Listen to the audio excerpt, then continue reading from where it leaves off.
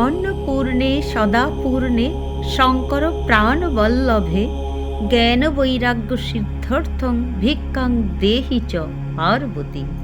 নমস্কার, সকলকে অন্নপূর্ণা পূজার আগাম শুভেচ্ছা জানিয়ে কাশীতে মাতা অন্নপূর্ণা সম্বন্ধে আজ কিছু জানব। মহাতীর্থ কাশীর সঙ্গে বিশ্বনাথ ও অন্নপূর্ণার চিরন্তন সম্পর্ক। প্রচলিত কাহিনী অনুসারে শিব ও পার্বতী কৈলাসে বেশ সুখেই ছিলেন, কিন্তু কবচী কপর্দি ভুজঙ্গভূষণ মহাদেবের সংসারে আর্থিক টানাপোড়েনে শুরু হলো দাম্পত্য কলহ।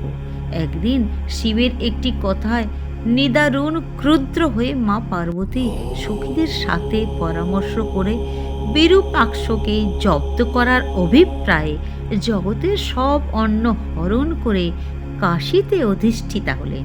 অন্নহীন ঘরে ঘরে গিয়ে কোনো ভিক্ষা না পেয়ে পথশ্রমে ক্লান্ত ও ক্ষুধার্ত প্রমথাধিপ মহাদেব তখন বিষ্ণু বল্লভা লক্ষ্মীর পরামর্শে কাশীধামে এসে দেবী অন্নপূর্ণার সামনে ভিক্ষাপাত্র হাতে দাঁড়ালেন। দেবীর প্রদত্ত অন্ন খেয়ে পরম তৃপ্ত মৃত্যুঞ্জয়ের ইচ্ছাতেই কাশীতে প্রতিষ্ঠা হল দেবী অন্নপূর্ণার মন্দির। এই মন্দিরে অন্নকূট উৎসব সুবিখ্যাত।